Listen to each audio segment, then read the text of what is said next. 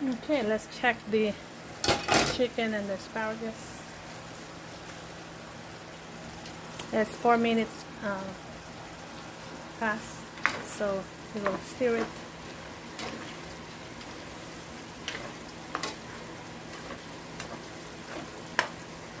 You can actually put everything now, you know, all the other ingredients.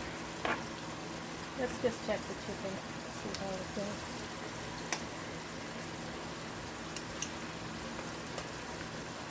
Oh, no, it's not done yet.